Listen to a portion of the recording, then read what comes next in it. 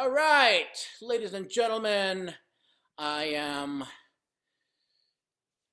coming to you from Reno, and I have a guest today that's actually making pretty busy as a DJ. I've noticed in the social media and all over the Bay Area. But before all of that, uh, just an announcement that I announced on social media.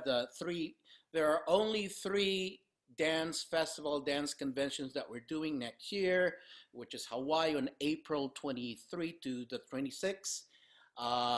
The San Francisco Bachata Festival, which celebrating the 14-year anniversary in July 29 through August 1st.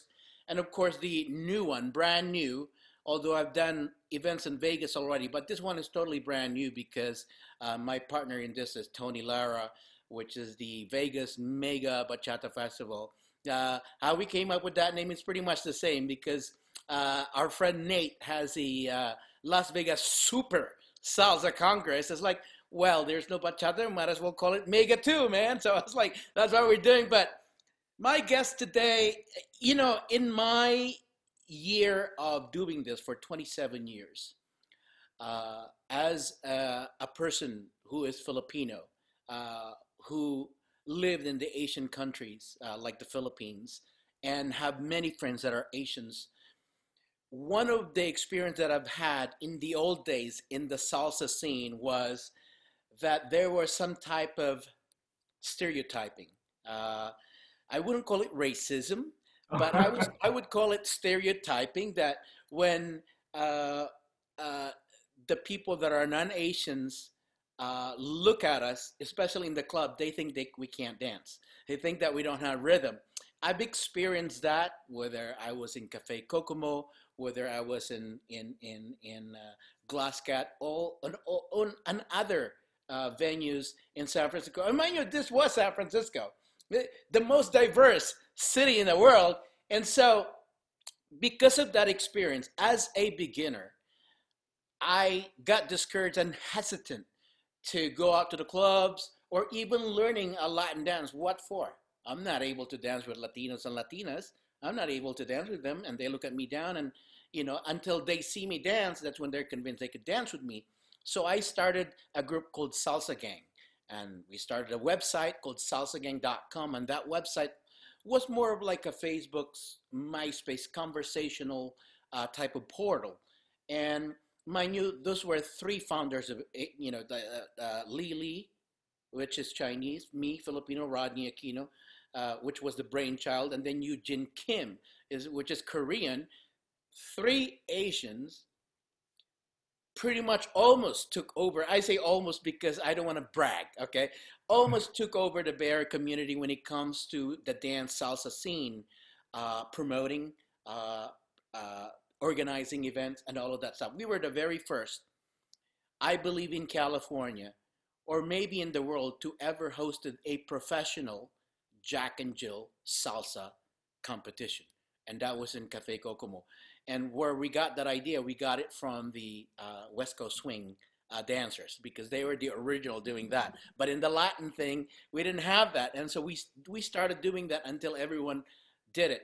But so bringing that to today, I'm very proud to know and see and witness that there are many Asian artists that has come up, or even the old ones that are now popular, or even the upcoming ones that are making, are putting us in the map, if I were to say that, whether they're DJs, salsa dancers, bachata dancers, promoters, and performers among that nature. And I'd like to welcome Thien Nguyen here. Nguyen, that's how you pronounce it, right? Nguyen, right? Nguyen, Nguyen. Nguyen. There you And go. and his DJ name is DJ Thiencito. That's correct. To make it Latin for when I go, well, what's your heritage, bro? So my family is Vietnamese, and but I was born and raised in France. Oh, so you speak French then? Yeah, yeah. So Damn, dude, I'm jealous. That's one of the language I want to learn. But do you also speak Chinese though?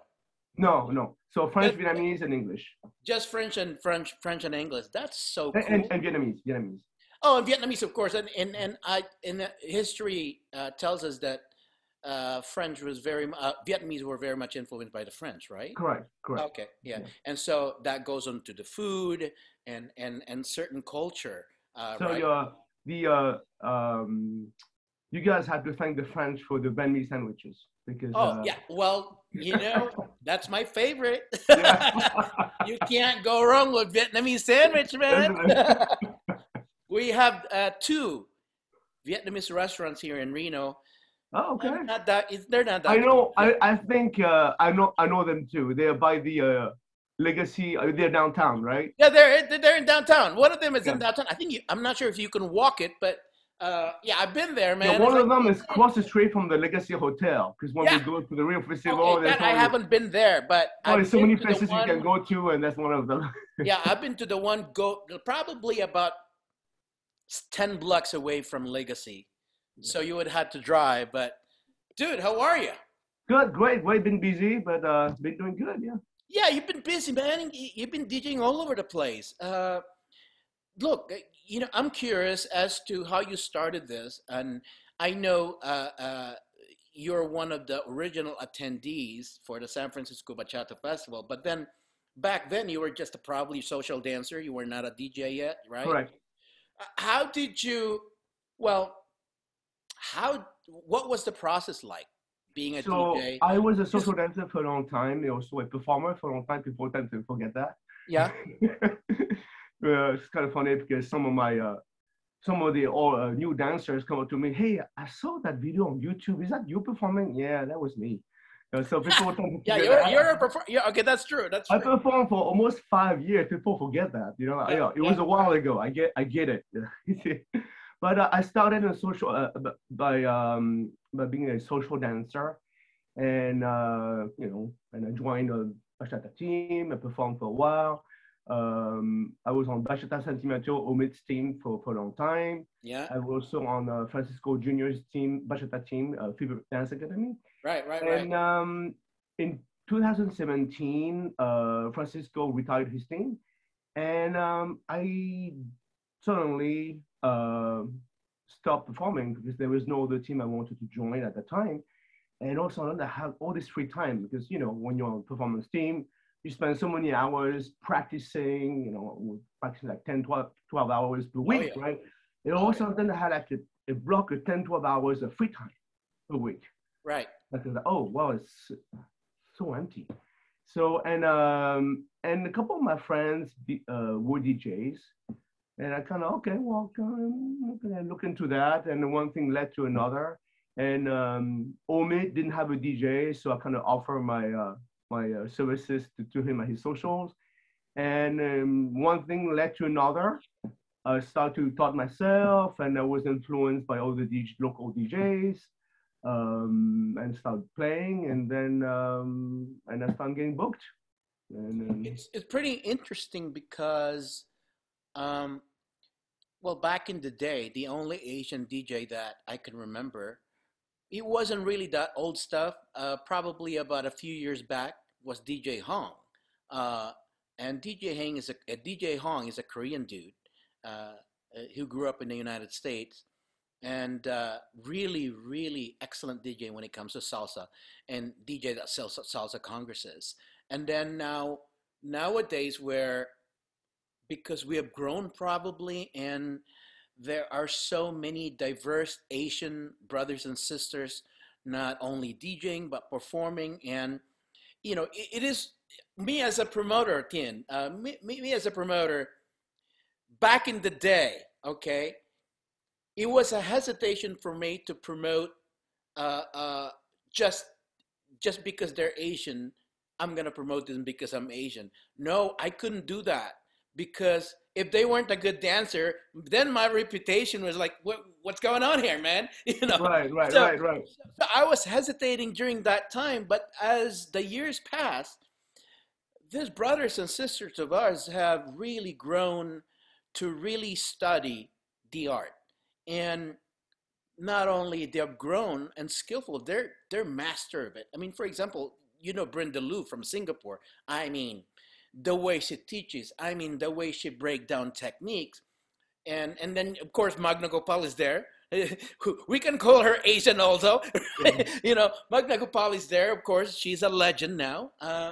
And many other artists in the dancing, particularly in salsa scene. But now bachata is coming up. And I'm so happy with your growth that, Thank you. because it's pretty hard. You know, I mean, hey, I'd like to DJ at the Latin party, and they look at you at Asians like, really? You know, right? But So it was a little bit like that. So when I first started DJ at the Space 550, so I've been the resident DJ for 3 years now, right? yeah, yeah, The first couple of times was like, well, I've been dancing there for a long time, so everyone knew me as a social dancer. Right? yeah, yeah, So the transition was smoother, right? yeah. But when they saw me at DJ booth, like, whoa, what are you doing there? Right? Like, and some of them that didn't know me came up to me and then asked me, "Habla español?" Like, no. Oh. So already there was a little bit of a preconceived notion, right, Yeah. about the way I look, right? Yeah, yeah, And say, hey, ask me anything, I'll play. yeah.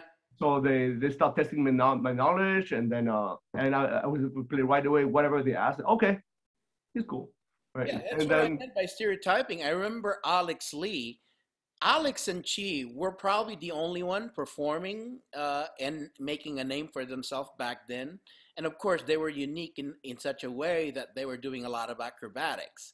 Uh, and one time, Alex Lee was performing with Junior, and you know Junior is half Korean, right?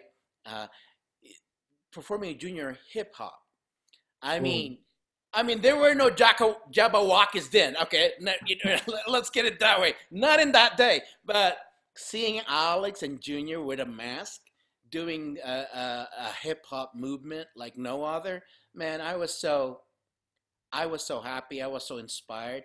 I was always inspired when I see our brothers and sisters performing in a foreign type of dance, if you know what I mean. But it's so funny because now Latin dancing is for everyone. correct. And dance by everyone. And being in the Bay Area, which is so diverse, right? Yeah. When I first joined the Latin dance scene, I would look at, okay, not only the people dancing on the dance floor, but also the performers. Yeah. Each performance team had people from different ethnic background: Asian, Indian, Hispanic, white, everything. Yeah. And that it made me feel very good, right? It's like, oh wow, so this is really for everyone. It's like no judgment, everyone's welcome, as long as we share the same passion. Yeah. The community allows us to express that passion, and that's what I loved about it, right? Yeah, me too. It's well, it became a passion. It used to be a hobby. The way I started in dancing, which was ballroom first, was I was going through a divorce at that time, man, and I didn't know other outlet that I can do. And then, you know, I saw a flyer from Metronome back in the day when Metronome was open. And back in the day, it was the #1 ballroom in the Bay Area. Voted #1 ballroom in the Bay Area. That's where I met Ava Apple and other celebrities. Oh, okay. But, you know, it was very encouraging to see diverse dancers social dancing with each other, which is the key, because usually when you go to a certain exclusive place, like for me, when I asked a certain Latina to dance with me, she looked at me up and down and she said no. That was at Cafe Kokomo. That was, I mean, this was really back then, you know. When I started dancing, I remember going to Cafe Kokomo a lot on Wednesdays. Yeah. On Wednesdays. But I haven't experienced that. Well, I got turned down as a beginner, but I thought it was because my poor skills at that time. You know? No, I think my impression at that time is it's not because I was Asian. I guess my confidence level at that time was so high, even though I was just a beginner, right? Okay. I wasn't that confident as a beginner. Well, that was just my personality. I'm an A type of personality, and I thought, huh, she needs to see that I'm a good dancer. Okay. That was my thinking. Um, but then I was a beginner then, and so that's the reason I started salsa gang. It's like maybe people don't know me here, or maybe people only dance with people they know, Mm. or they only dance with friends or something. Well, I guess I'm gonna make, I had an idea. It's like I'm just gonna gather up friends and then we'll go to clubs at the same time. We'll be in one corner and we will go to the club, and that's what we did, man. We took Mm. over two tables or something. We always called the promoter. Sometimes they put us on a guest list, all of us, because we make the club lively. And Right, right, right, right. and then we noticed, hey guys, because at that time we are probably intermediate already. And then I said, hey guys, I think it's not a good idea that we stay in one corner. I think we should dance with everyone. And that's what we did. And that's how we salsa gang became popular. That every time we go to a club, they trusted us that that club is good. Right, right. When we mention a DJ name, they trusted us that the club is good. When we didn't like a DJ, we didn't like his set, we announced it in Salsa Gang. That's why Oh, wow. Oh, wow. they used to call us Mafia, by the way. They used to call us Mafia because, you know, in Glass Cat, at that time I was still promoting bachata, and nobody liked bachata then. Old people can tell you that. And I think that people can credit me for that. Although I would credit Armando Tam as the very first teacher to teach bachata in the Bay Area. That was in Fremont, I believe, and that was just a few people. But then I credit him for that, and then I would have to assume I popularized it because during Salsa Gang days, when a DJ only play one bachata or he never played bachata that night, you will hear it from salsagang.com, and Whoa, okay. everybody will hear about it. And then whoever the boss of that DJ, they will have a talk, because many people, and especially DJs at the time, did not understand bachata, did not understand the essence of the music, because all they thought is ding ding ding ding twing twing twang ding ding ding ding. Not only, but it got improved a little bit, as you know, Romeo, Aventura, they Right. improved that, making it more like an urban type. The beat is much more attractive instead of the country ding ding ding ding. But with you as a DJing, what attracted you to bachata music? What is it? What was the process like?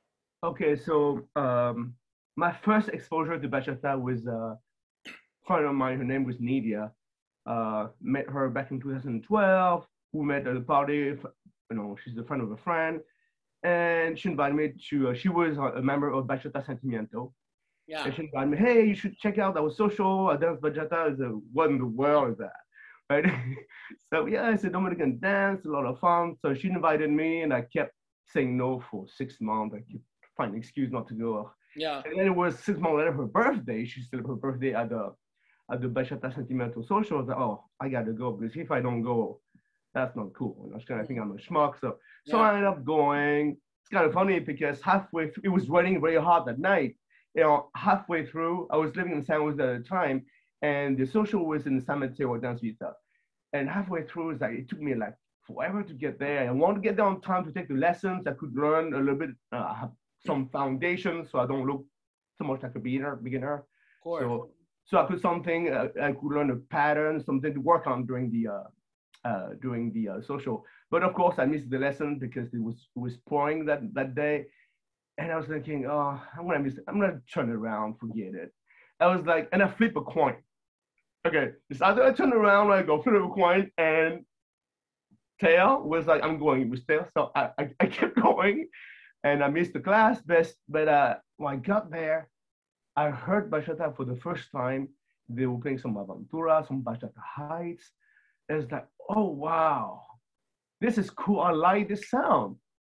Fell in love with it right away, right? Yeah. And I saw the people dancing. They were smiling. They were happy. They were having good time. They welcomed me. They didn't know I was. Hey, who are you? It was like they want to know who I was. And I saw performances. I saw Bachata Sentimiento perform for the first time, and I saw it. Said, okay, that's what I want to do. That's it. And after that day, I came back every Friday because Omid was teaching every Friday at Ansvita, and I went there every Friday. Yeah. Fun And then I fact. joined the team later, and then the rest is history. Did you know that your director, Omid, used to be part of my dance team? Yes, I know. Not too many people know that because, half of my dancers sticks to Dominican style, right? Right. But half of them, because if you join my team in the early days, it was not Dominican. It was Moderna, you know. And when Omid joined our team, he was already both Dominican and Moderna.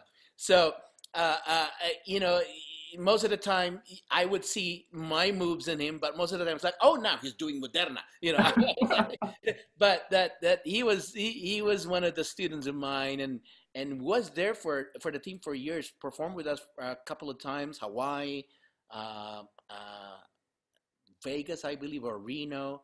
Uh, yeah, those were fun days. But how is Omid nowadays? How was he as a director? Oh, Omid, even though I left the team was like in 2016, I Yeah, always stick around to help. that's I good. always so Omid is the only promoter I In the DJ. South Bay then, right? He's the only promoter I DJ for free Oh, wow, wow, wow. Yeah, because he's the one who gave me a shot that's right. as a performer to join Yeah, his team. He was the first one to give me a shot. He gave me my first DJ gig. yeah, So he opened a lot of doors for me. So when I'm available, I will DJ his event and yeah. I'll DJ for free. But not only that, when you guys used to have social, was it free or something? Okay, so when back at going, it was at Stanford. So at Yeah, Stanford, there's a free entrance. right. So it was free. So every time he had a cost going, every time he had to rent a studio, now of course he has to charge, right? So Well, he had a lot of access to venues. Like I remember when he was still in our team, he worked for Yahoo, and we used to practice at the Yahoo's gym, dude. oh, We would sneak in there and just practice there, because as a performer, practicing in the studio is expensive. You have to rent yes, it. yes, it is. Yeah, those were the fun days. I Oh, remember. we used to also we used to get the trial membership at 24 or a Yeah, trial that's free true. membership anywhere, That's right? yeah. Yeah, we used to do that because you have our official practice, but then you have the practice where you can practice on your own, and Right. you can just email each other, text each, hey, let's go to 24 hours in this branch. Yeah. That's one of the pain and suffering and joy Exactly. performing, man, because Yeah. once you get to that Congress, it's like a freaking Super Bowl. You guys hang out in your room, you party. After you perform, you celebrate, you drink champagne. Those I miss those fun days because now I'm old. I don't perform anymore or anything, or I don't. I miss the fun days. Okay, I don't necessarily miss the grind. Okay, because now I look back, right? Well, I'm a little older now, right? Yeah, Uh, I look back like how in the world was I able to physically do this yeah. Not to every mention not sleeping day, at all. practically, Yeah. right? Sometimes performing like 2 3 times a week. Yep. Like sometimes two because I was also on multiple teams, so I was Yeah. doing like Yeah. sometimes 2 3 shows a night. Yeah. And I look back, wow, no, it's like because I don't miss the grind. I miss the bonding with the The teammates, bonding was the most important thing. right? And I miss the 30 seconds right before you get on stage, so you get that Yeah.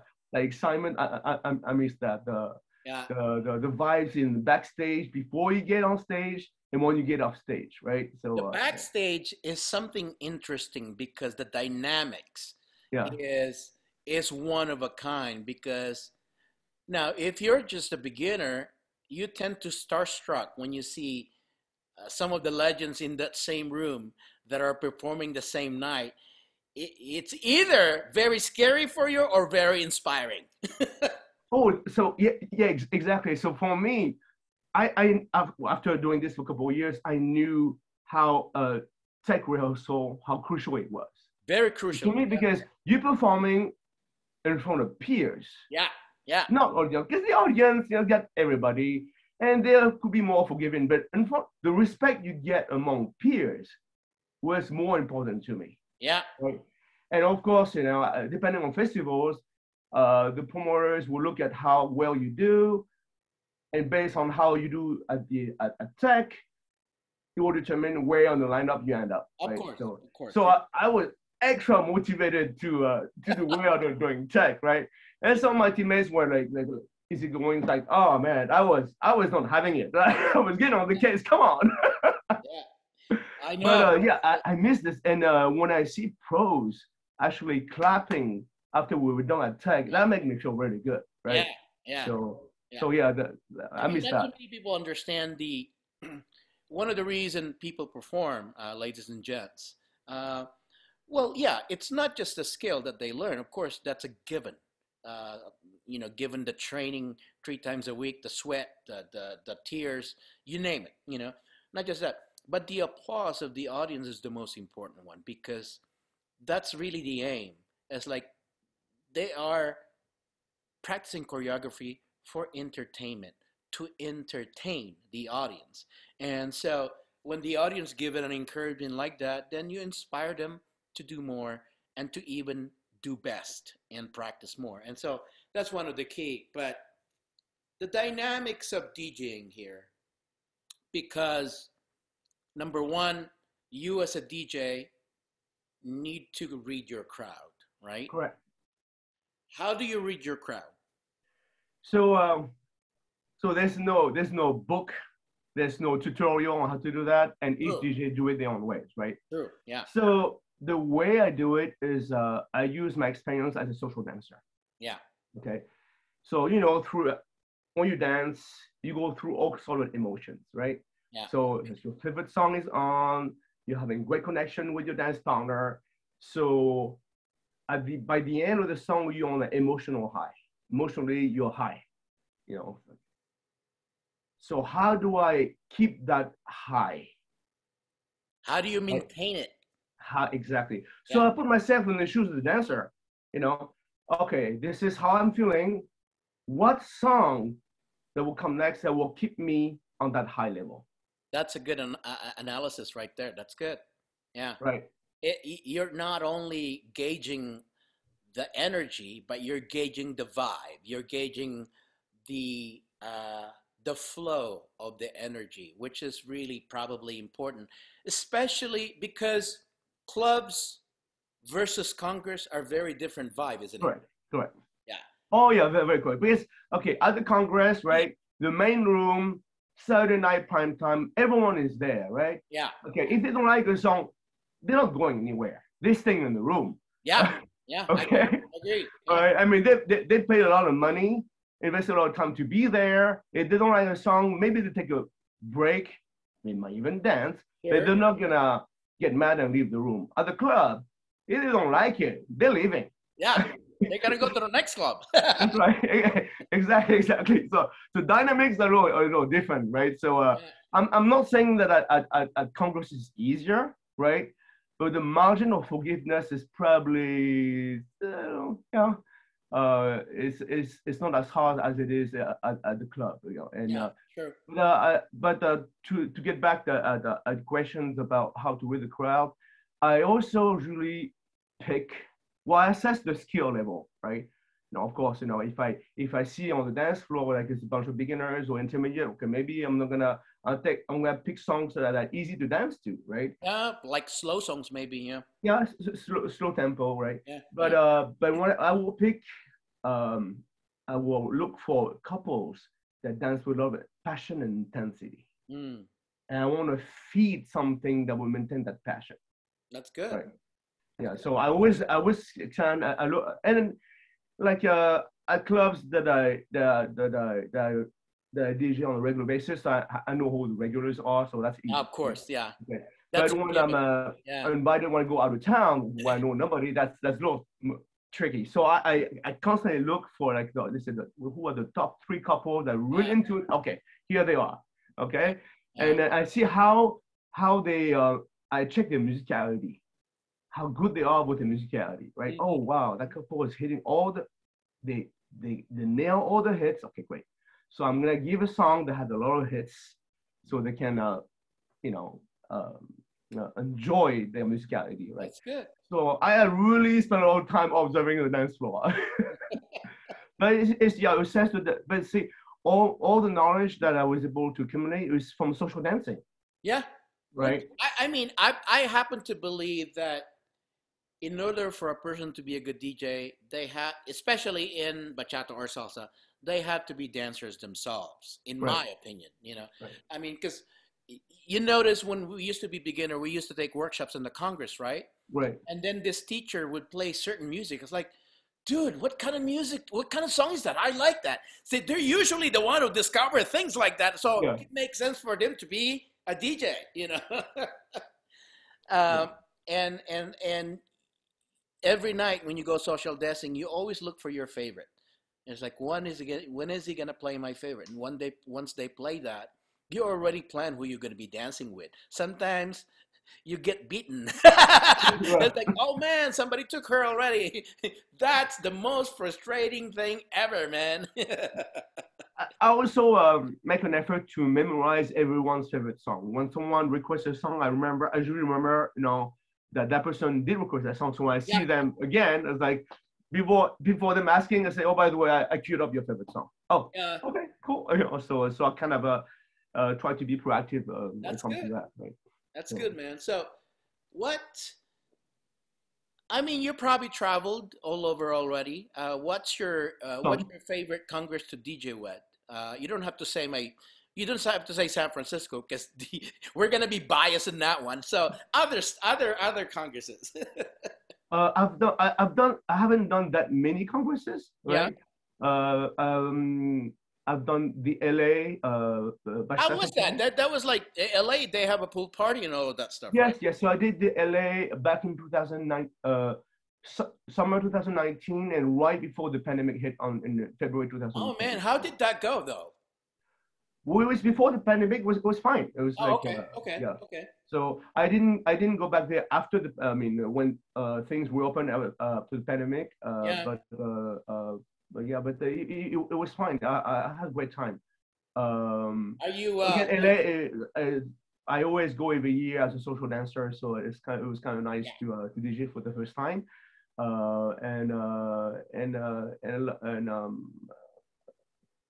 There's a one DJ that I learned a lot from. There's Vince Torres, right? Who? Vince Torres, DJ Oh, of Invincible. course. You know, Invincible, the dude. It's kind of He's funny my, because he's my one of my very favorite. first Bachata festival attended Yeah. was your festival in San Francisco, and Vince was the MC, He is right? always our MC at Right. the San Francisco And Bachata Festival. my very first workshop that I took was Vince and Joe. Okay, Yeah, yeah, that was my first one, and I learned also a lot from him as a DJ. Is he gave me two pieces of advice that I always followed and I still follow today. He said, as a DJ, say, don't try to compete. yeah. You are your own flavor. I agree. I agree. Yeah, Don't try to figure out who's better than whom. If you're better than yeah, whoever, no, you are your own flavor. That's it. Don't try to compete. yeah. Okay. Second, don't try to be more than what you are. That's a good advice. Except where you're at, you get booked for who you are. Yeah, yeah, yeah, So the way I look at it, like the promoter is like a ice cream truck, yeah, and each DJ is a different ice cream flavor. yeah, If you're vanilla, you're not chocolate. yeah, If you're pistachio, you're not hazelnut. yeah. Okay, that's it. Except who you are as a flavor. The promoter wants to provide different flavors to the crowd, and that's all he did. But Right. that's pretty much it. I mean, that's a very good point that he said because not all DJs are the same. If they're the same, why? What's the difference then? I mean, why are we gonna have different DJs if they're the Exactly. same? You know, every DJ brings a different flavor, brings a different timing, brings a different uh, outlook on Mhm. how to present the music because you guys are basically presenting music the way it's an art. Presenting music is an art because you have that intro, you have in the middle, and then you have the end of the last song. which is, most DJs are very particular in playing the last song. And Right. they're also very particular in playing the middle song, and they're very particular in maintaining an energy during in the middle of the night where everybody is freaking, no one is getting tired. They just keep dancing and things like that. And you gotta maintain that energy, man. Because Right. if you can't, he would die just a second like that, and they're gone. They're gone to the other room. Exactly. Exactly. Exactly. Yeah. And so it's very tricky. But yeah, I will never replace Vince as an MC. Probably one of the best MC ever at Bachata congresses. Oh, the vibes, the energy, the humor. I mean, it's the whole package.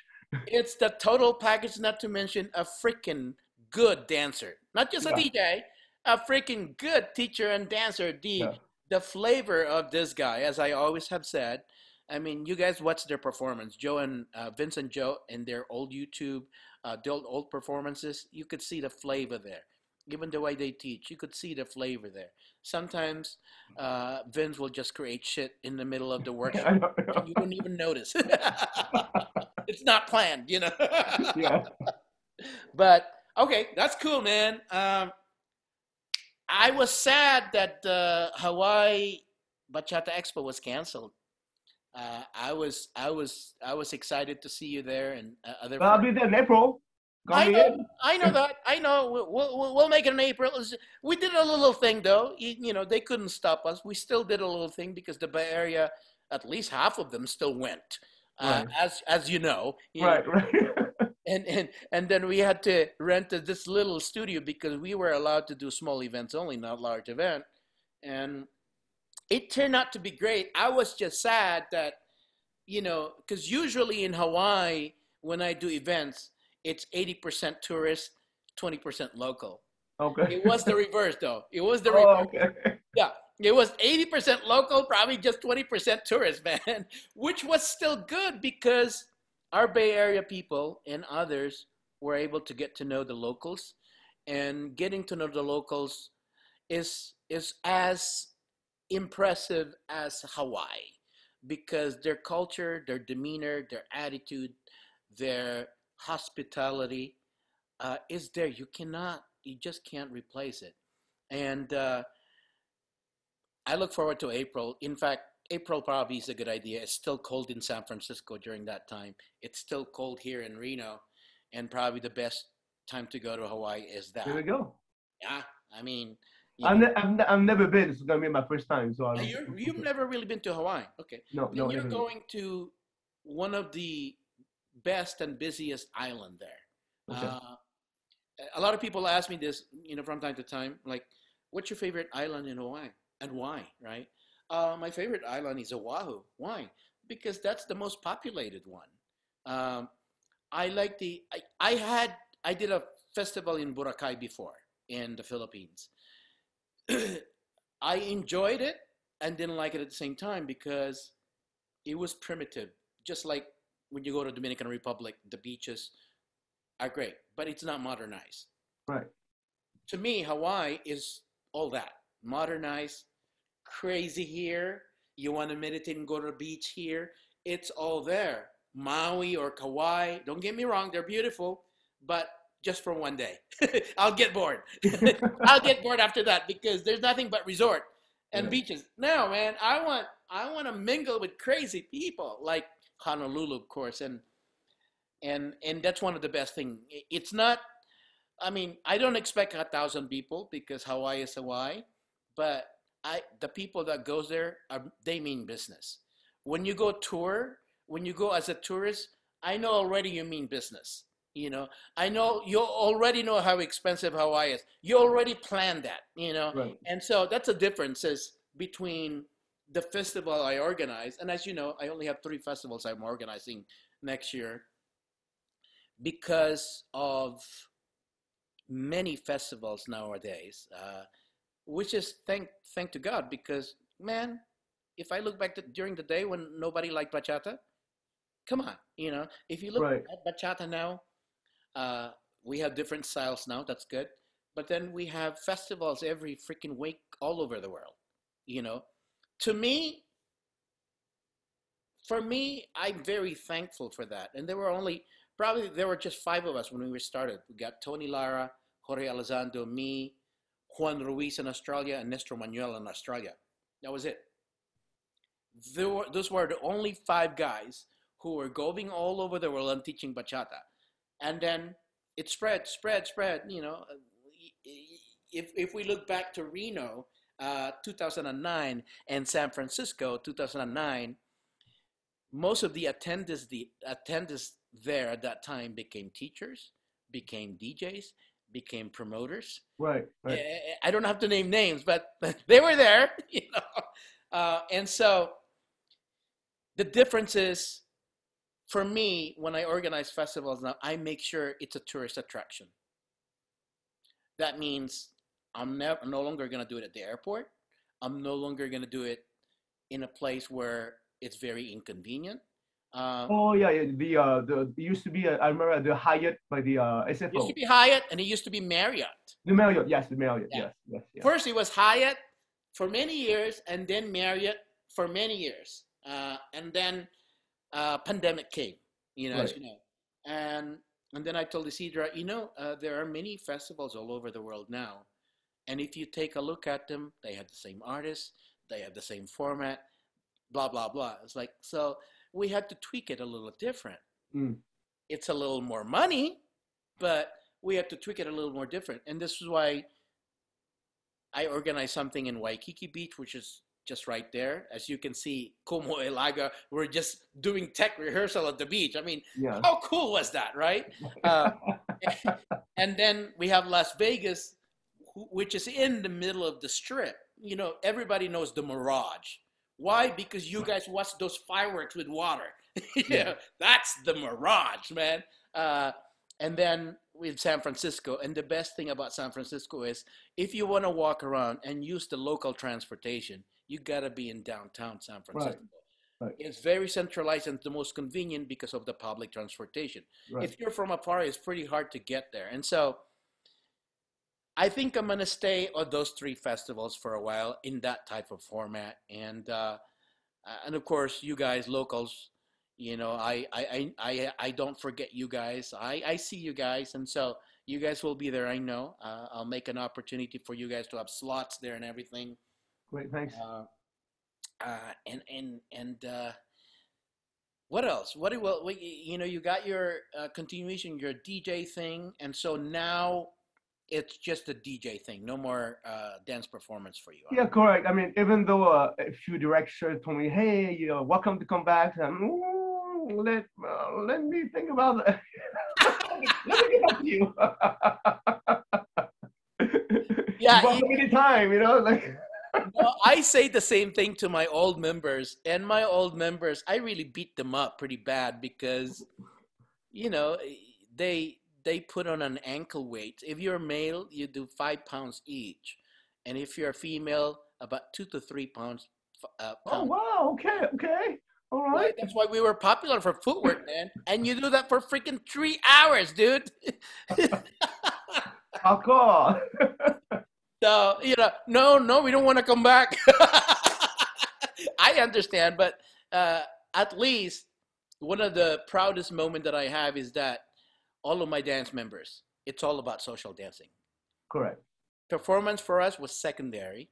That's why we weren't popular as much for performing, but we're very popular as a social dancer. And that I take pride in it, you know. For me, social dancing is the key.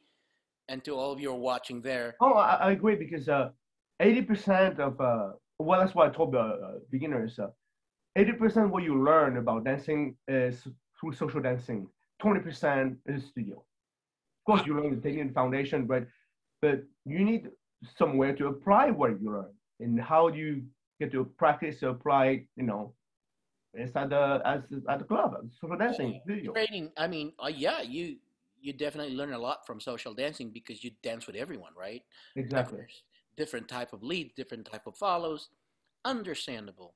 However, you need to learn the skills. You need to learn the techniques right. And that's where the team training or maybe boot camp training is needed or workshop training is needed.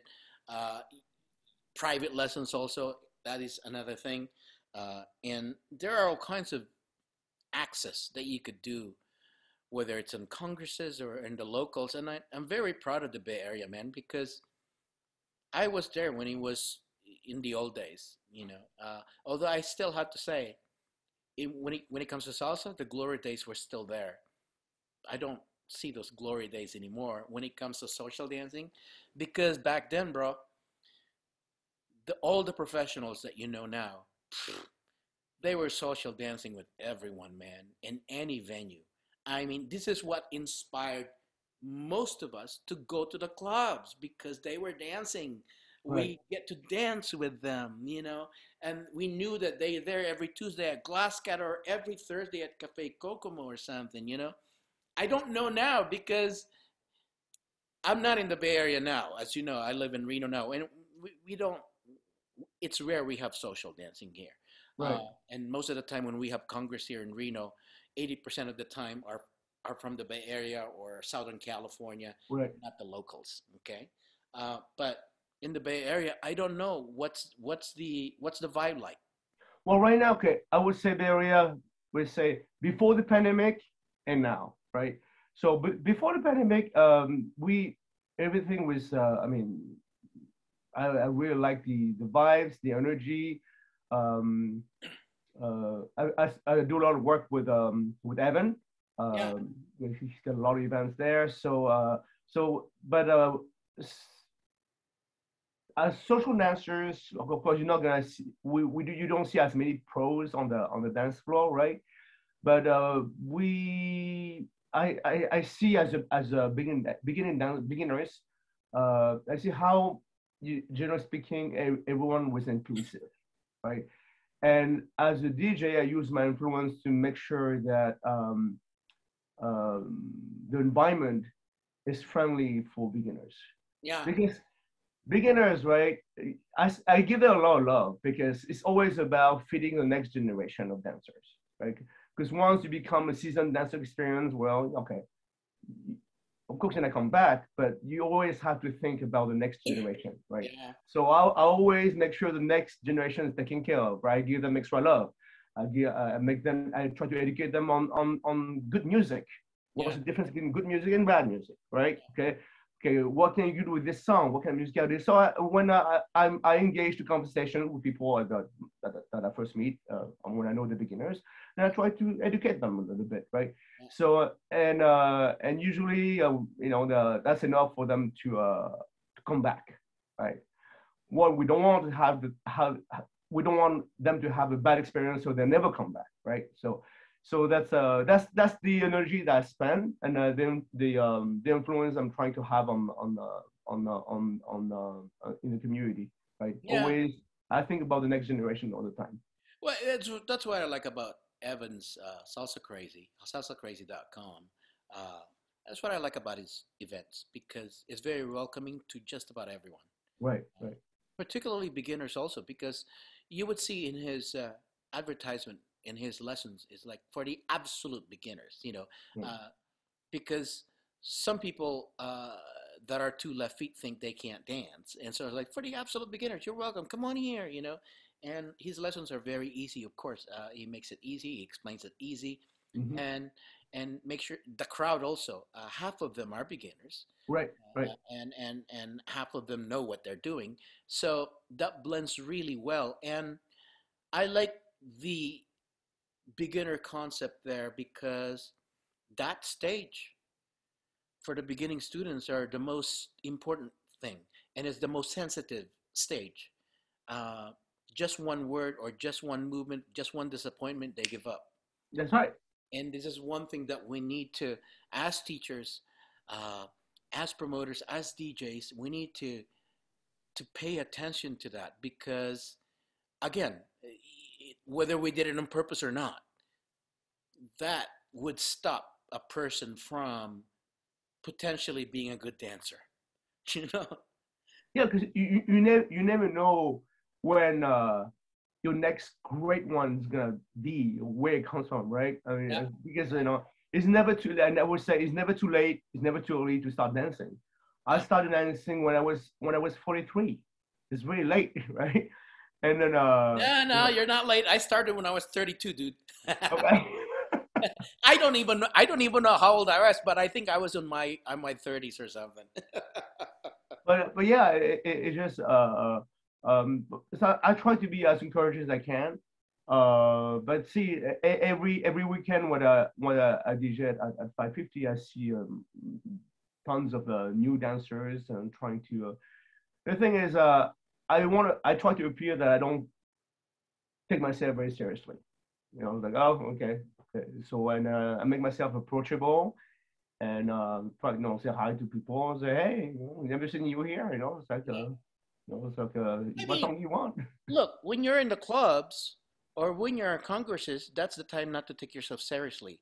The Right. only time you take yourself seriously is when you're practicing, you're in a studio, learning the skills, or you're in a Yep. team training. That's the only time. But when it comes to you're going to the lab already, the actual lab, which is the clubs and the dude, have fun. Yeah, exactly, exactly, exactly.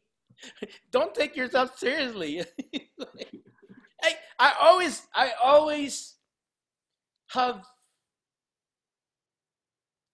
I always they make me laugh when some of the beginners or some actually not the beginners, the intermediate. That's the most dangerous stage in learning. Yeah. Okay. The intermediate, like, man, Rodney, I need to learn more patterns. I was like, what the hell are you saying? You gotta learn these 5 patterns first that you're not good at. Be good at it. Eugene Kim, I mentioned his name earlier, Hmm. only does 5 moves in salsa. Yet all the beautiful and great dancers wants to dance with him. Why? Because he's a good lead. Remember, only 5 moves. Yet he masters those 5 moves to make the partners feel good that they are the one who asked Eugene to dance, not Eugene. So let that be a lesson to you, ladies and gentlemen, especially you beginners. It's not about knowing a lot. Oh, I couldn't agree more. I don't use that many bachata moves Yeah, actually. yeah, yeah. Maybe like 5 or 6 at most, For right? I mean, one song, I yes. know a lot more, but it's just like they don't seem to apply to the music, so I don't use them, Yeah, right? And yeah. and Especially in gauge the bachata. comfort level with a follow. If she feels Yeah, comfortable with that move, okay. yeah. So Now, okay, so what do we have now, Tien, when it comes to albums? It's now 20, it's going to be 2022. What's the popular albums now in bachata? I know we always have Romeo, which was his latest. What was that? Utopia. I yeah. think he's going to replace it soon. What else? Uh, in terms of albums, okay, during the pandemic, a lot of artists released a bunch of singles, not so much albums. Oh, no, no album, just singles, huh? Yeah, Who a were bunch they? of singles here and there, Yeah, and so there was not like a one big album. Like Utopia was in my mind, was the last big one, right? The yeah, thing is that you have to understand during the pandemic, it was a lot of uncertainty. that's true. You see a lot of people, a lot of artists stuck at home. Yeah, yeah, because they didn't So know what did they what. do? They produce a lot of music, Yeah, they right? didn't know whether But they were going without, to. see, when you don't know how long you're gonna be stuck at home, Yeah, how exactly. long the If pandemic it's is going to gonna be be, or not. it's difficult to have a game plan, right? Yeah, So they were just okay. I'm gonna produce one single after another, and play them on YouTube. Have some DJs play on YouTube and see how it goes. So that was kind of the pandemic on a nutshell, right? And also a lot of remixers came up with a lot of remixes. So when things started to reopen, us DJs had tons of content that was never played before, never played. that is So the first release that I had, I was like, wow, I had, I mean, like hundreds of songs I have yeah, never played. yeah, yeah. But then a lot of new artists has come up also. Correct, I know before 2019, I think Polanco already existed, right? right. Uh, and who else? We got, oh God, there are many of them. They're on my Spotify, but uh, because when I DJ, I don't use a headphone. I'm just familiar with the song. That's why I play it. But well, of course, Prince Royce is always there, but he always comes up with duets or either some other people. But there are many there that are really just coming up, and they're not the What I've usual seen, house Rodney, artists. very interesting for the past year or so, Yeah, some unusual collaborations. True. Yes, agreed. An artist considered traditional, Yeah. and artists a little more sensual-like Oh, collaborating. we got El Mayembe collaborating with this guy, and it turned out really good. I forgot what song is that, the new one. So there's a song that just got released about a week ago. Yeah. Collaboration between Ozuna and Anthony Santos. Yes. Great single, Señor West. That's the name of the song. When I first talked about it to some of my fellow DJs, like, the flow of that song is really good.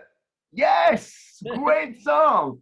It's like urban feel, but Anthony Santos' voice still keep it authentic. He kept it authentic even when he plays the fast tempo.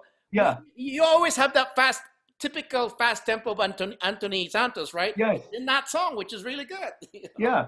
So and you seen Luis Vargas also was collaborating with another guy. I forgot his name, but there is a song that Luis Vargas collaborated with, and it's modern song also.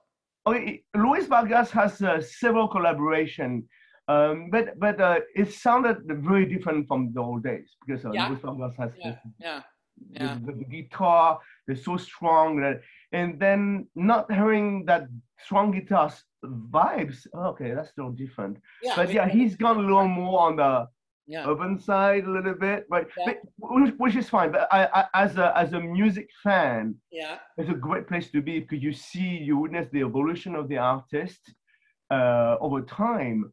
And I'm just wondering if this is a direct product or result of the Utopia album. I think it is. The Utopia album, it was mainly all collaboration. But then Romeo before Utopia, he was already collaborating with a lot of people, with traditional people already anyway. Correct, but Utopia was a statement. Of course. Utopia was a big statement. Like, guys, this is now bachata. All the old people you think are singing moderna songs, and do you think all of you modern people, there's still some authenticity here. So you guys got to listen. And then you would go to a bachata room and you would see the dancers that are into traditional dancing. You would see the sensual artists dancing it. And it's like, well, what the fuck is this? Is this traditional or moderna? That's a great question because a lot of those songs you can dance either urban style or even any styles, yeah. Right, and so I would call it like hybrids. They're hybrids. That's a good term for it. Right? Yeah. But what Romeo did, he challenged people to dislike traditional by releasing Utopia. Right. Because how can you dislike this album? He really did, and made a lot of money for it. I mean, one of my favorite songs on the album is Canaya with El Chaval, right? Yeah. And El Chaval is his sound. I mean, he is something else too. Yeah. I mean, if you're back in the day, his sound is very traditional, right? Dude, I like that one he did with Kiko Rodriguez, though. Yes. Because I posted this many times on my social media. I posted Daniel and Desiree dancing to that song, bro. Yeah. Man, it's one of my favorite routine for them because I don't think they were doing a choreography. They were just social dancing, both of them. Yeah, exactly. So they were feeling the vibes, and whatever came out with was based on the vibes they felt, right? Yeah. So so you don't question the instinct. No. And you don't question whether it's bachata or bachata. It is bachata, dude. Exactly. I mean, I think there's been a lot of division recently about. Yeah, there is. I mean, let me ask you a question. But between the sensual dancers, the urban dancers, and the traditional. And I tried my best to balance my set when I play music so everyone is happy. It's not always easy, but I try to be as inclusive as possible, right? Oh, but I can see among dancers that this tension there. Well, it's not as intense anymore though, because a few years back it was intense. Right. I mean, even I got involved with it. It was intense, and a lot of people still think to this day that I'm 100% just traditional. You know, I don't like to dance anything else. It's like, oh, that Rodney, you know, he is just a traditional guy. No, that's not true at all. It's just it's just in social media when you do an argument, you just argue with the whole thing because now if you go to this evolved arguments, now people are arguing, is it Dominican bachata or traditional bachata? It's like, what the? Come on, Dad. I mean, it's not the same. Dominican bachata, traditional bachata is not the same. Dominican bachata has a lot of footwork. Traditional bachata has few footworks. You know, so this argument thing will never end, but we have to, it's not that we have to, it exists already, whether it's sensual, whether it's moderna, whether it's traditional, whether it's Dominican. They're all the same now. It's just because of that music utopia. Yeah, exactly. But the thing is, You know? one of my what I enjoy to do when I play music at the club or at any event for that matter, right? I challenge sensual dancers to enjoy traditional, and I challenge traditional dancers to enjoy sensual because, and there are songs kind of like that can fit in both, right? I mean, And for instance, right, people have the misconception that traditional bachata is all about footwork, is fast. yeah. Okay, there are plenty of romantic traditional song with the slow tempo Oh, that hold on, people hold don't on. know about. I'll let you listen to this. Hold on. Yeah, for Romeo. And Wait. Okay. let me hold the rest Okay, of the most music, people will do sensual techniques on this because it's an intro. right? And then, as it goes further, okay, here we go. It's gonna go out. And then Romeo comes in. Yeah, it says the remix.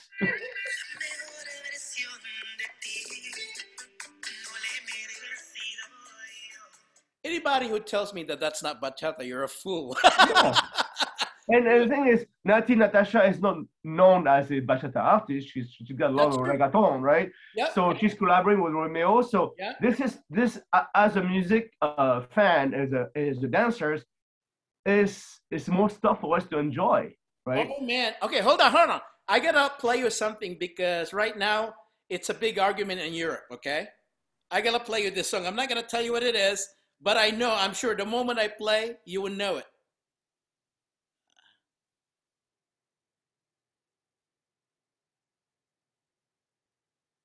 Right now, it's the most popular in Europe. They're playing it all over the place.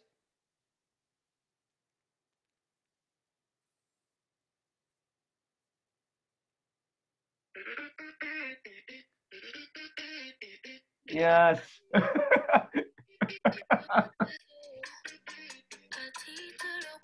I got Okay, yeah, hold on. Okay, I gotta ask you a question. Is it bachata?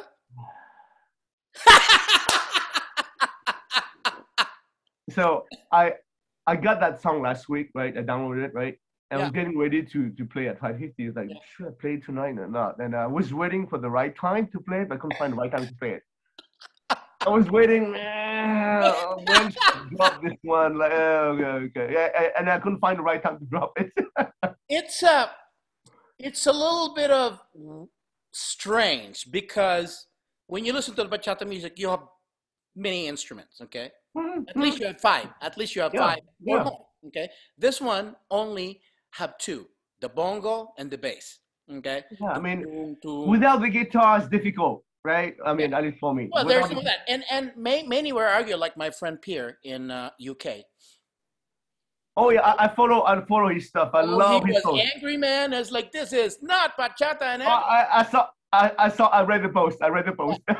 You know, bachata. And so it's like everybody else is condemning the song. It's like, let me post something here. It's like, well, if you're playing Mayembe song, okay, let's say Vete, okay, if you're playing Mayembe song and you remove the piano, which is the rhythm guitar in that song, okay, Mhm. you remove the piano, you remove other instrument except the bass. would you still call it bachata even though it's being sang by El Mayembe? He said no.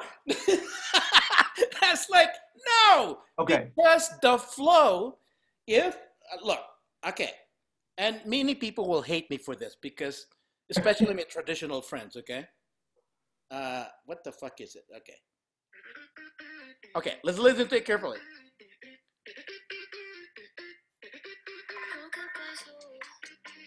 Bass is there. Yeah. Tung, tung, tung. Yeah. Okay, bongo is there, right? Now let me beat the guitar. Tung, tung, tung, tung, ta, tung, tung, tung, tung, tung, tung, tung, ta, tung. Nah, it's not. I mean, if I'm a guitarist, I could play the rhythm. Tung, tung, ta, ta, tung, tung, tung, tung, ta, ta. That's the rhythm guitar, and then probably add lead to it, whatever. It's still bachata. Now, So here's the thing, Rodney. Because people ask me a lot of questions about some of the remixes and stuff. And, yeah. This is not remix, is it? Okay. I'm sorry. Yeah. So my answer to this is a bit more simple because I don't want to get into too deep of analysis about how many instruments of bachata are there or not or whatnot. Okay. So my answer is, if you have to ask yourself, how in the world do I dance that? You dance bachata with it. Come on, man. I mean, you're on the dance floor, right? And Yeah. you hear the song and go, oh, how do I dance that? That's not a good sign. Yeah, that's true. Okay? Well, let me ask you this. Have you ever taken Troy and Georgette's workshop? Yes, of course. Yes, Okay, yes. hold on.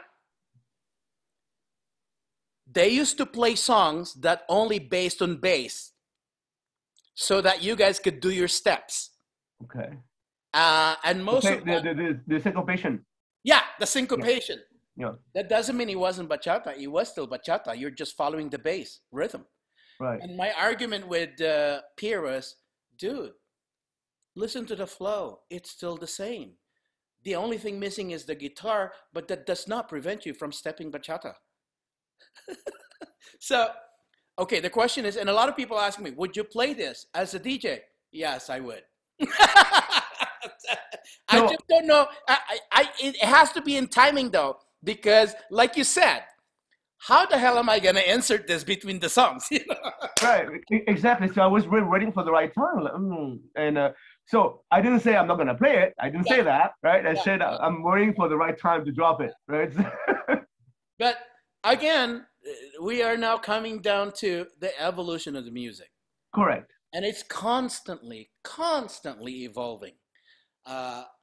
And I think that one of the things I like about Romeo is that when he knows, he's in tune with the community, by the way. Right. When it comes to the arguments. Right. And so when we're really getting serious about these arguments, he comes up with an album to prove you, this is what I think, this is the reality. And these are the people that I respect. And they're coming in with me and they don't have any problem with it. I mean, the thing is, I think as DJs, we caught right in the middle of the argument, in the disagreement from different directions, right? Yeah. And it would be smart not to take a side. Yeah. For one thing. I mean, what I say, it may sound cliche, but I like all bachata. It's true. I mean, I listen to all types of, good music is good music. Doesn't matter where it came from, right? Yeah. And people will dance to good music, right? So, but there are people are still trying to figure out, it's kind of funny, right? What kind of a DJ I am. Is he a sensual DJ? Is he an urban DJ? Is he a traditional? Actually, no, I'm just a DJ. Well, before, a few years back, I could label all of you guys, okay? I'll label all of you, whether it's Releo, whether it's Miguel, whether it's DJ Guapo, whether it's freaking DJ Vince. I used to label all of you guys. But then as the years pass, as the music evolved, I can no longer label you guys. The only thing I can label is he's a bachata DJ, because when I go to social, you mix it up. It's like, Exactly. okay. I mean, I can no longer label. What kind of DJ is it? I can no longer ask that. A few years back, I could answer it, but not anymore. You know, I mean, look at Ron Palma, DJ Ron Palma. You Right. would think he's a traditional. Go to the social, man. Exactly. And So people also thought that I was an essential bachata DJ back in the day yeah, yeah, because I happened to, when I was a social dancer, yeah. you know, at the end of the night, I'm kind of tired. So when a traditional song comes on and with a high tempo, I'm gonna sit down because I'm tired. Yeah. It's not because I Okay. don't like the song. I'm just resting. I'm not that young anymore, right? It's not because I don't like the music. I'm just resting. Here's my impression now. Here's my take on the dancers. I'm not talking about the DJs anymore or the promoters. I'm talking about the dancers, the social dancers, Mm-hmm. and mostly beginners. Okay, I say mostly beginners because most of them are naive still in the music of bachata. They don't know the difference between traditional, between Correct. Dominican, because some Correct. people label it Dominican, which is an injustice. You can't call it Dominican music. It's an Correct. injustice, okay? And some label it sensual. It's still injustice. Some label it modern, but we can call all of the music that are being played, majority now, they're modern bachatas, where Right. they're Yes. sensual dancers dance it. They're just modern. Fair. Prince Royce, for example, this one, Prince Royce, which is the most popular one. Yeah. Now, to the beginners, because of the beat, they would think it's traditional. Correct. It's not. No. The thing is, many times people come up to me. I will play Toby Love. Yeah, yeah, Okay. And they come up to me and say, "Hey, can you play less traditional and more remixes?" Like, what? yeah, yeah, And so I get that all the time, right? yeah. And the thing is, not their fault. I'm not trying. I'm not the kind of guy that like to put blame. Okay, but I think instructors should step up a little bit. I was just gonna see that. I was just gonna say that the instructor should really step up, not only educating the Yeah. students of movements, because most of them are into movements a lot, educating the movements, and they play songs and no say, no intro to the song. They just play it, and they Right. see. There are okay. There are only a few instructors, and I can only name few because I've taken their workshop or I watched their workshop. I'm a promoter, so therefore I'm always curious on what they teach, what they play. Edwin Ferreras, Alex Morel, uh, who else? Just like that type of instructors, they actually before they even play the music or after they play the song, they explain what it is, Okay. which is to me it's the most important thing, you know. Exactly. Yeah. So because most students when we play music as instructors, they ask, "Hey, that was a good song. What was that?" Right? They ask Right. you, or if you play a song, hey, Thien, you played a song two songs ago. What was that? You know, and that's when that's our opportunity to educate them. No, and I try to do that I mean the best and the most I can. But what I mean, talk back about the how instructors could contribute a little more in educating the beginners on the music. Yeah. The thing is, what I see is a lot of demos on YouTube Ah, videos. The song selections, the songs they use to do demos are often I see a lot of remixes, yes. and the beginners sees the demo. Oh, it looks Right. great, and associate what looks good to what he hears, and to him that's bachata. For her, it's bachata, right? Uh, I'm You familiar with that song? That's Luis Vargas and Ralphie. yeah, yes, no, That's another bachata, collaboration, yes. dude. You know. But anyways, But yeah, I observe the different generation of bachateros. What like I mean, what I have observed, right? Again, I don't mean any disrespect to any kind of genre or kind of or instructors, but I see beginners. They don't know better, Yeah. they're gonna go to what looks good, what sounds good, right? Yeah. And what attracts them is, oh wow, all those sensual moves on YouTube, that Yeah. looks great. I want to do that. You're right. Okay. And they go straight to a sensual bachata workshop or classes without taking a bachata class for beginners where they cover the basics, the foundation. Because sensual bachata is actually pretty tricky. It's not, an, you know, it requires a lot of foundation, a lot of movement. It's not just body rolls and sensual moves, you know. Yeah. And so when you go straight to sensual bachata without learning the foundation of bachata, that you cut in corners and you see just strange things on the dance floor after that. so and that's why I want to see more. I mean, there should be a kind of a curriculum or like a before you take a class, you should be a prerequisite. You learn the foundation first, right? And part of that foundation should be music, in my opinion. No, I agree. I agree. I agree. Yeah. I agree. And I changed my curriculum after pandemic when it comes to emphasizing music from the get-go.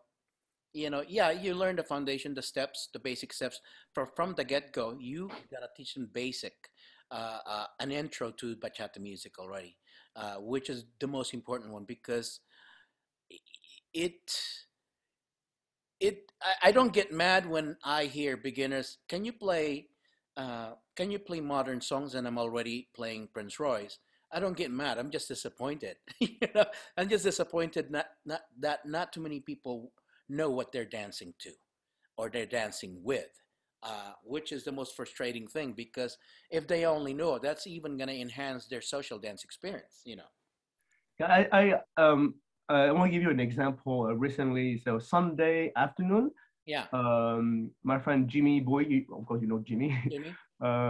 So so we worked together on a new event called Hello Bachata in Yeah. San Francisco once a month. So that was the second. Hi, Jimmy. Miss you, man.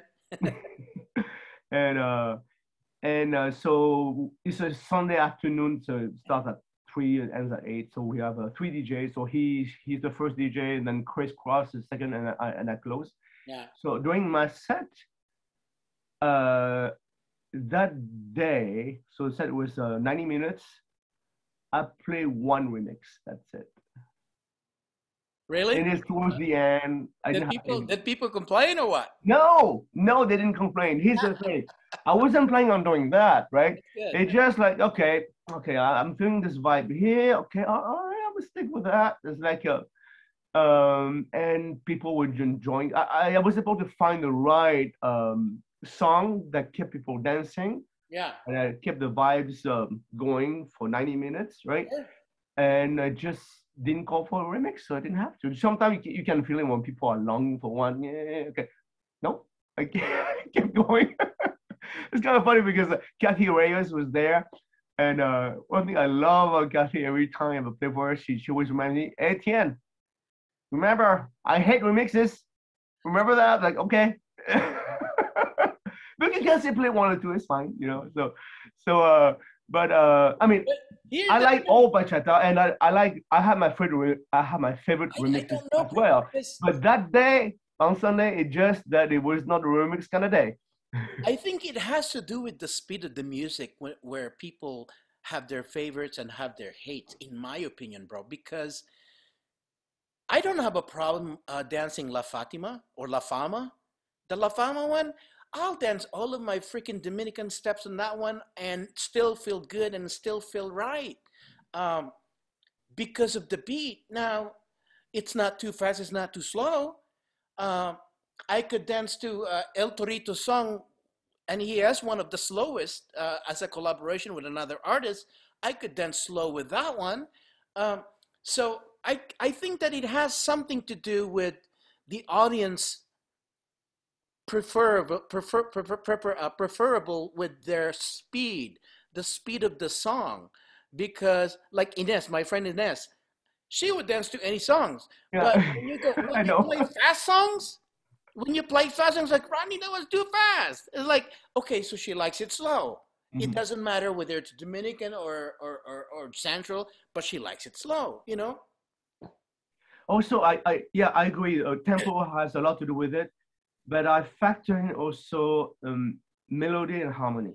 That's true. Right? That's true. Yeah. And Yeah. especially when I mix, I harmonize everything. Everything is harmonic mixing. It's Yeah. different level. It's more tricky, but when it's done right, it's just beautiful, right? Yeah. And people react to certain chord progressions. Yeah. Well, I'm a musician, so I like to What do you play? analyze all those. What do you play? I play the piano. I was Now I'm jealous. You play the piano, dude? Yeah, I was classically trained when I was a kid. So I played. Classically trained? Yeah, Oh my God! Now I got new respect because that's the main instrument I've never learned. Well, I know how to play the triads and the basics. Okay, I know how to play those, but mainly I play the guitar and the drums. That's it. And the way I've learned them, it's by ear. right.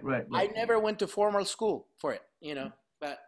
But classically trained is the most hardest shit you'll ever do. Oh yeah, my childhood was I was traumatized as a child.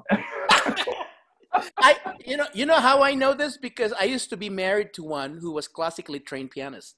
Oh yeah, yeah. I Oh, mean, it's I missed out a lot as a child because my parents didn't practice. Like, see, in France, I tell you how twisted my parents were. In yeah, France, on Wednesdays we don't have school on Wednesdays, yeah, right? We have school Saturday morning. So Wednesday is kind of like a midday kind of break for kids, right? So usually on Wednesday, kids usually do sports or they have fun. So on Tuesday night, they usually have fun like sleepovers and things like that. My parents schedule my piano lessons on Wednesday at 8 in the morning. How For many 12 hours years. though? How many For hours? 12 years. So on Tuesday night, while all my friends were having fun, having sleepovers, like, what did I do? I was practicing, getting ready for class Tuesday night. Okay. Now let me ask you this: classic pianist, who was your favorite to play?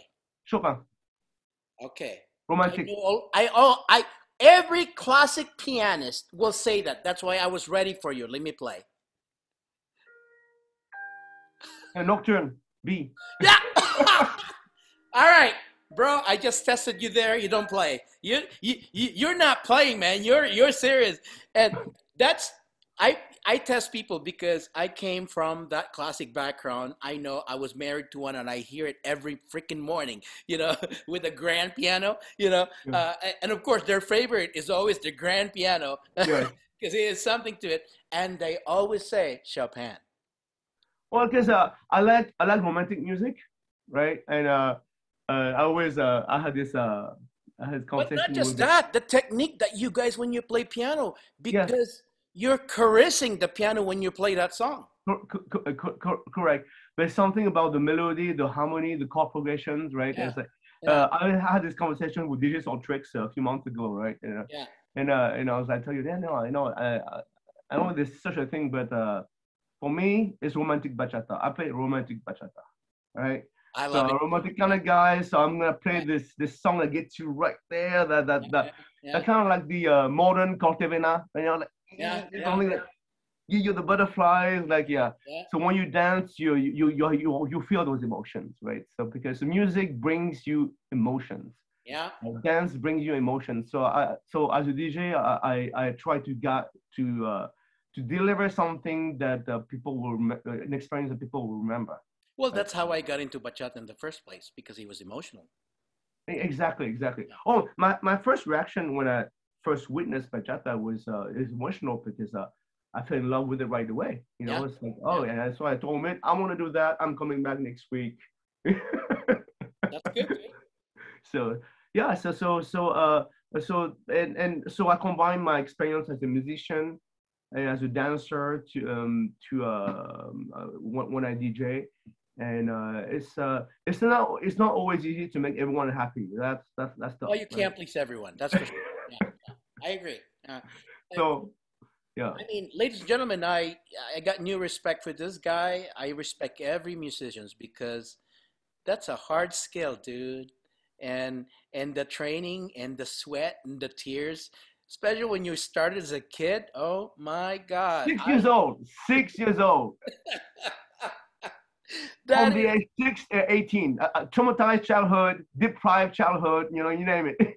one of these days, though. One of these days, if we have the opportunity in some of the venues in the Congress that I host at, if they have a piano, I'll bring it on stage. I'll make you play, dude. Oh no, oh no. Don't get nervous now. Don't get nervous. Actually, okay. My good friend Sasha, DJ Sasha. I was people don't know, but we were roommates for a number of years. Yeah, yeah. People don't remember that, but the first time JR uh, was brought to the Bay Area, it was DJ Mix that brought it to Club Hugh at his event on Sunday, Hot Yeah. Bachata Night, right? And we had a JR concert. And guess who opened for that concert? You did. Me and Sasha. Nice. Nice. Sasha was playing guitar, I was playing the keyboard, and we were playing live Sasha remixes. See, I love it. And I people, love and people, it was back in Yeah. 2016, I think. Yeah. And then funny because hey, Sasha is Persian American, I'm French Vietnamese, right?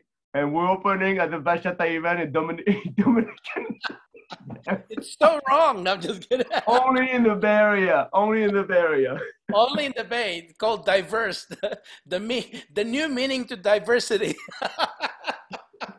But I'm so glad to know that because you know it is something that, because in our community, as a dance community, we only see each other at congresses. We only see each other, and when we party in room parties, maybe we don't even get to talk about those things because Right.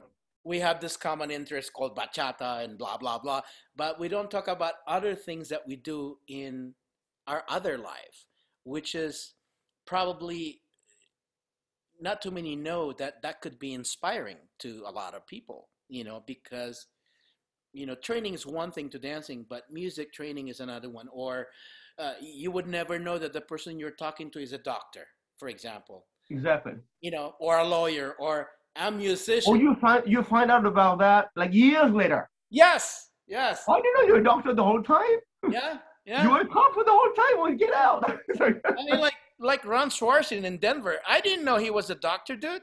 I mean, you know, like okay, a prominent doctor. He's retired, not of course, but there's so many, and that's a great thing about us. I think as a community, probably we need to get to know more in a deeper way right. because we would see each other in a different way also, yeah, which is really cool. I always have respect for musicians because that's a Well, thank hard you. skill. It's a hard skill. It's a hard talent. Some of it either you have it or you don't. Like for me, I learned drums just by ear, by playing by ear. Uh, I learned guitar just by playing by ear, and then later on, because I want to be better, I learned chords. You know, I learned to read music. Before I couldn't read music. I'm sure as a classic pianist, dude, that's a freaking requirement. You know, Oh yes, yes. you probably took music theory every freaking time. You know. Oh my! It's like every Wednesday night Yeah. between 7 and 9 p.m. That was a music theory class that I had to take for 12 years, from 7 Yeah. to 9 p.m. every Wednesday night. Yeah. All right. Now, ladies and gentlemen, now we know DJ Thiencito, he knows his shit, man. So that's a new respect right there. Brother, we almost talked for 2 hours. Isn't it a good thing? Yeah, most of the people who approach me for podcasts are like, we're gonna talk about an hour. What the fuck are we gonna talk about? It's like, don't worry about it. I got it. You know? Yeah, because I saw your length, the length of your previous videos, like an hour and a half. So I was like, wait, okay. I When was you like, actually watch it when you have time, it's like, oh, okay, they're actually talking about shit, you know, all kinds of shit, man. So, but it's good to know, and dude, I look forward to spending time with you, probably Hawaii, and then of course July, yeah, same here, same here. and Las Vegas, brother, because I always bring the Bay Area talents with me, So always. count me in, No matter count me where in, I am, because uh, to me, like congresses is a good way to. I mean, this is where um, to me, I discovered. I mean, of course, my first year learning bachata was a bunch of time in the studio, local events. But my first festival was an eye opening for me. It was like to take it to a different level, Yeah. meeting people Was from that different San areas. Francisco Bachata Festival at that time? What? Other higher, yes. Yeah. That was something else. We partied until 6, I think. Oh yeah, no, it was great, and you know, people are gonna make fun of me, but I didn't know. I didn't get a hotel room. I live in the San Jose at the time, so I was going back and forth every day. I Ah, was exhausted, right? It's like, but this is the thing that local, I think probably 30% local don't understand this, but most of the 70% local understand now that whenever they go to a congress, especially in their own city, you still want to book a room. Trust right, me right, on this. right, You right. need to book a room. Yeah. You know, or if you live within 10 minutes, okay, but San Jose is an hour away, you know, and when we're done, last dance, 6 in the morning, like, oh, I have to drive back and then come back at 10 p.m. for the workshop. Like, what am I doing? Yeah, because one of my students who was in my dance team at that time, he lived in Oakland, man, and we were at the airport at that time for the Congress. Oh, Dude, his Honda Civic got totaled. oh no. I'm glad he was okay. I was like, what were you thinking? I was like, I don't know. Were you drunk? He didn't drink. He was just sleepy. Oh no. See, that's the thing. That's why you got to book a room there because Yeah. you get to rest anytime you want. You get to go to your room anytime you want. It's very convenient.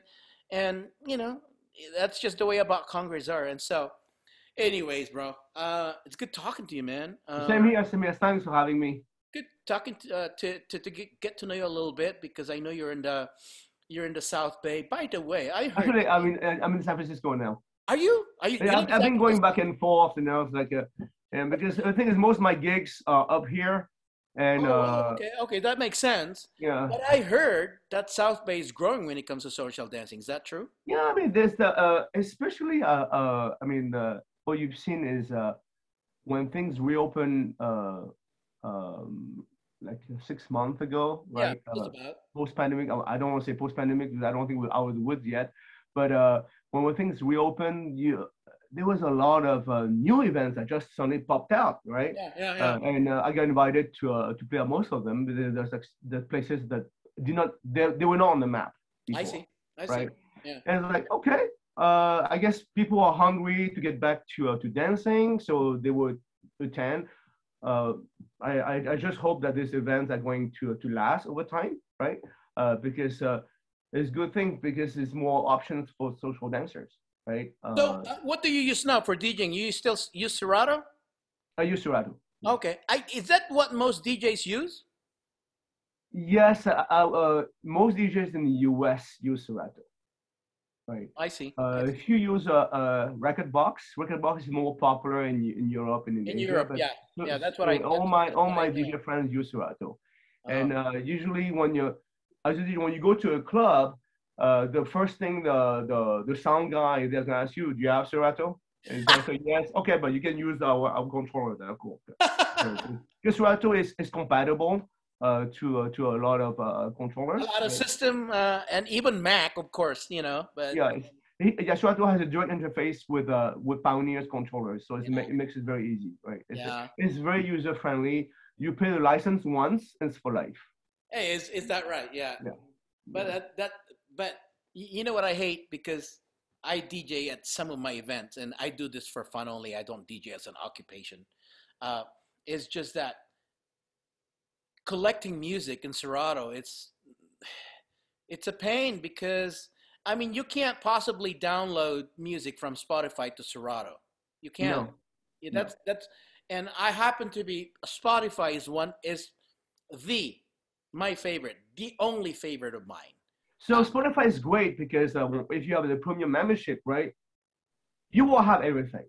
yeah, You don't have to download the MP3, but right? I used to have an app, a DJ app, where you could sync Spotify and the DJ app. But for some reason, last year they stopped doing it.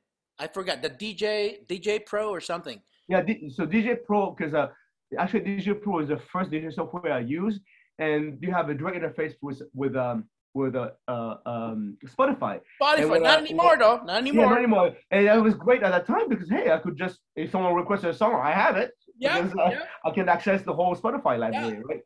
But with Serato, it has more, especially for mixing. I It's see. more a sophisticated piece of software, and I talked to the DJs, right? So when you actually have the high quality MP3, um, the sound quality, Does it really make a difference? yeah, especially when we play at clubs, because Oh, okay. on Yeah, the loudspeakers, everything is magnified, the yeah. good stuff and the bad stuff too. So all the imperfections are magnified on the big on the stage speakers, right? So I learned that the hard way. So, being not just, of course, not just salsa. I know you DJ salsa, but bachata DJ in its form. How do you update your music? Do you always look around? Do you always listen to other Yeah, stuff? so I spend a lot of time. I don't know how much time all the DJs do, but I spend at least 2 hours a day. That's At least fucking I awesome, man. just it's a time slot. This Yeah, is from this time to this time. I'm gonna research music, right? 2 hours a day, right? So so of course I follow artists on YouTube. So every time they have a new song, just the notification comes up. Okay, yeah, such and such is yeah, having new thing. Okay, so I follow instructors, some instructors because the songs they choose a demo are actually pretty good. You yeah. know, okay. I um I listen to all the DJs. That's good. That's really good, dude. I listen to the DJs. There's during the pandemic, I was a part of this group called Viral Bachata. So Uh-huh. Milagros Ramos, myself, Right. and Jamaica. Yeah. So we had this first group called Viral Bachata, where we offer a schedule of online bachata classes Yeah, yeah. and bachata streams from That's different good. DJs. So we have a schedule of Yeah. classes and DJ streams, right? And so we met DJ Soul Tricks, DJ Paco, myself, DJ Jaguar, different DJs. We have a schedule, Yeah, you know. And, you're mentioning new names to me, like DJ Paco. I don't know him. well, There are he's from many names. Israel. He's from Israel. You Okay, know. because there are a lot of DJs now that I'm just getting to know. It's like, oh, okay, who is this guy? I am the same with you. If you are in 2 hours a day with music, I am in 2 hours a day with dancing, whether it's on Instagram, YouTube. I look for new talents. I look for potential talents. And of Yeah. course, I mean, I pay attention a lot to the Bay Area because that's my hometown. And I always want to influence a lot of new people and I want to introduce them to the world.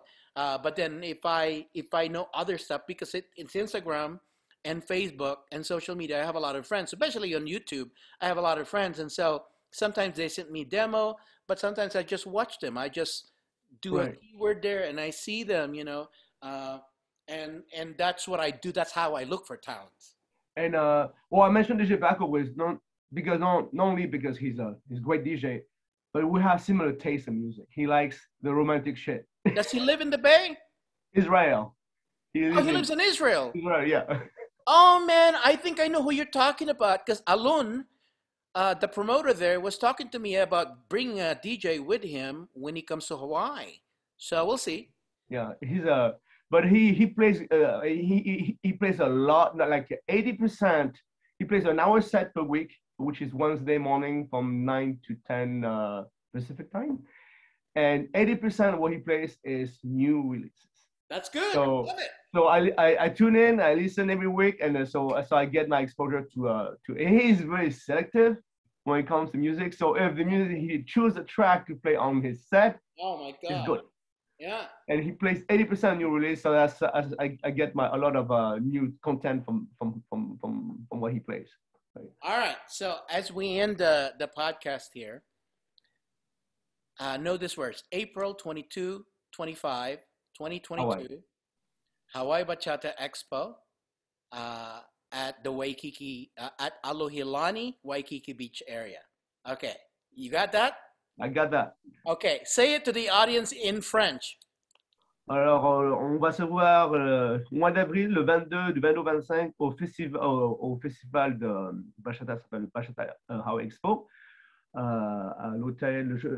What's the name of the hotel? Alohilani Alohani, Waikiki.